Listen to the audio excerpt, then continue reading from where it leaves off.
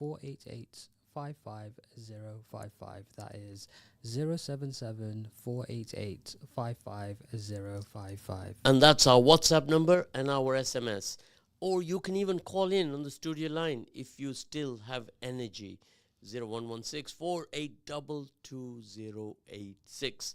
So last 10 days of Ramadan, brothers and sisters, Laylatul Qadr, this is a very, very crucial time. The third sector of Ramadan, all of you will all be in ibadah.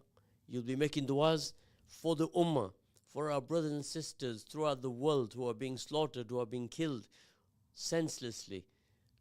Brothers and sisters, make dua for them that Allah guide humanity to a better world.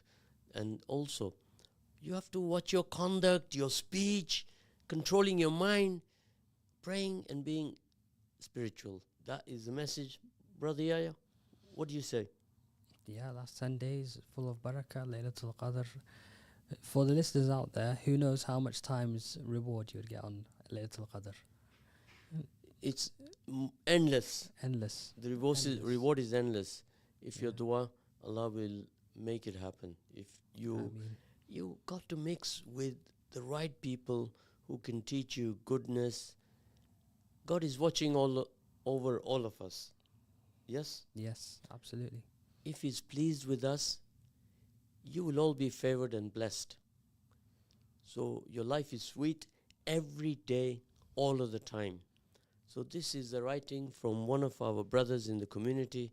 He said, Zed, please send this learned message to our community and we will all be better for it. So today we have on our program, joining us very shortly, Mr. Bani Chowdhury on this program today.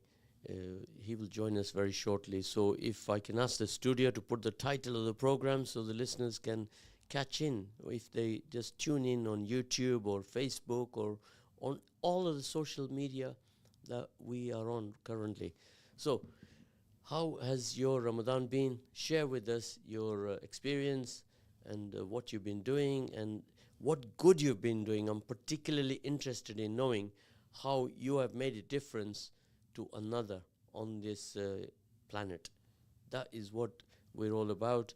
Not only to be doing good deeds during Ramadan, but carrying on thereafter, after Ramadan, to say that this is not only the period of Ramadan that we become very, very good, top of our game, but we have to be like that throughout our journey of life.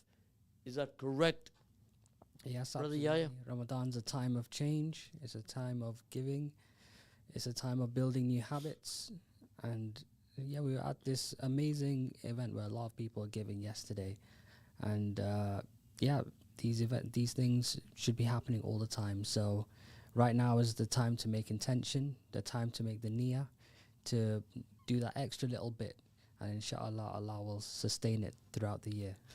Now, everybody who was at the event last night, I was there for a brief period, it is not a hard and fast rule that only you attend an event if there is a big star or a big name attending. Attend every single event and support every event if you can, if you have the means to do so. And engage with people, meet people, make contacts, build your network. And earlier on in the poem, I read to you that mix around with the right people who will be productive for you. Don't mix around with people who are going to instill negative energy into you. You need to be positive all of the time, brothers and sisters. This is very important. Somebody is sending me a message from the studio to say, can you please move your screen? We need a full shot of Zed. I've just done that. I hope that is sufficient. And this is how attentive Yeah, you can't be hiding. our team are, that you cannot cover your face with anything. People need to see you and meet you. And today our program is about media bias. Our guest is going to be Bani Chowdhury. So before he appears, you need to all research on the internet who is Bani Chowdhury. He is one of the renowned, award-winning journalists in the UK. And matter of fact, his roots are in Leicester, city of Leicester. Oh, is it? Yeah. Wow. So if I recall from the last time Bani was here, he will tell us more when he comes on. Mm-hmm. That he had some Hi, Zed. schooling here in Leicester at a school called Westcoats. Oh yes, yes. I bet you don't know where that is. West Coast, that's like near Narber Road sides towards that end, just a bit further. Yes, Yeah. you've done well there because the school, as far as I know, shut down about 10 or 15 years ago. Oh, is it? So you did very well. I think now it's a community hub or I don't know, I think it's developed there. A lot of changes in our city over the last 60 years. So today we're also going to discuss media bias, our political system, young people. Now that is why you are here today, Yaya. Why are young people not engaging more in our civic life? We're going to ask you that. Bonnie, you're on. Hi, how are you? Salam alaikum. Walaikum salam, Bani. It's good to have you here. I And you. see. Thank I you. see on your Thank you for backdrop screen. You've detailed all the other organizations that you are lending your expertise to, Bani. If I didn't, I get into trouble, I think. So, media is what I'd already introduced you, Bani, but now you're going to have the pleasure of doing that yourself. Well, I'm Barney Chowdhury. I've been a broadcaster since I was 16, back in 1981, long before. I feel really old. I turned 60 last year. And I've always been interested in broadcasting and journalism. And I've been fortunate, very, very fortunate. I joined the BBC as a trainee, one of the very few people of colour to actually join it at a time when it was a really majority all-white institution. And it was frighteningly white. And I say that in the nicest possible way because I had nothing but support. But there was nobody that looked like me, or very few people who looked like me. And certainly in the upper echelons, there wasn't anybody that I could me at all. And it was the same as far as the whole media is concerned. And I heard a bit of your conversation about media unfairness and media bias. And I think that's one of the things. If you don't have people of different backgrounds, which includes social class, I think you are going to get unfairness because there is something called groupthink which exists because you don't have that lived experience to actually bring a different perspective on things. And I think that's one of the reasons why we do get media doing. After the BBC, I left 24 years later. I was already an academic from 1999, where I trained future journalists and now are leading organizations or are doing fantastic work. And I'm, humbled to say that I played a little part in that. And I became a communicator. I became a director of communications. I worked for the Commonwealth for 2 years with Patricia Scotland, the fantastic Secretary General, where I was with her. I think we did 24 countries in 2 years, helped to organise what's called CHOGM, the Commonwealth Heads of Government meeting. And then I returned back to journalism 2018, working for this fantastic newspaper, Eastern Eye, the #1 South Asian newspaper, 2 million readers. And we've been influential getting policy changed and getting mentioned in Parliament for the work that we do, concentrating on the South Asian communities.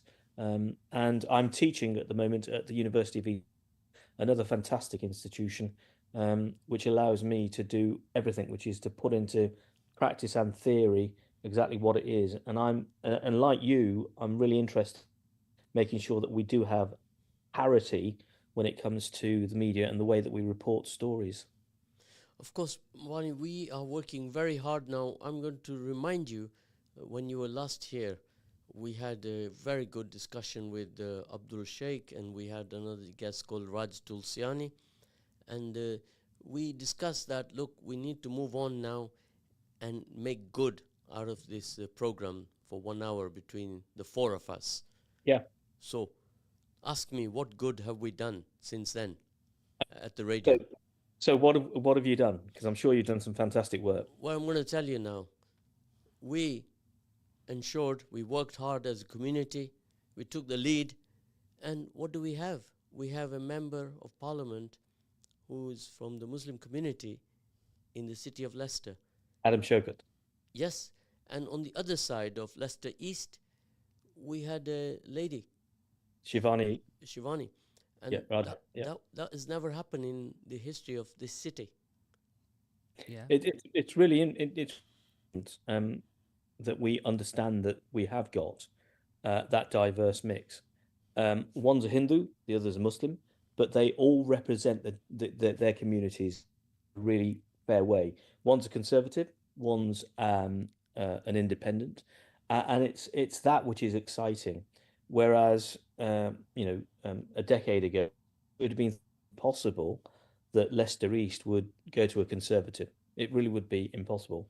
But times have changed, and in Leicester South, it was and now we have somebody who's an independent, and again it shows that the electorate decide who their representative parliament is going to be.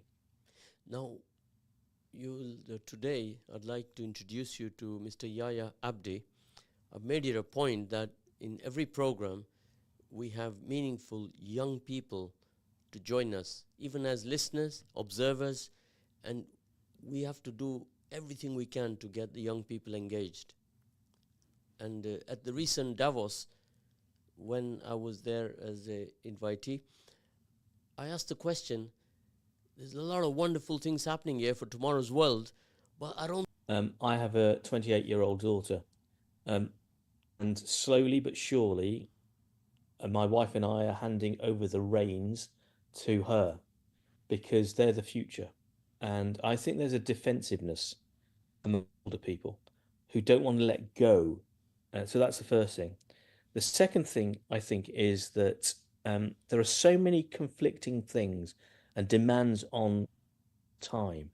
And the third and final thing is that fundamental question: why should they?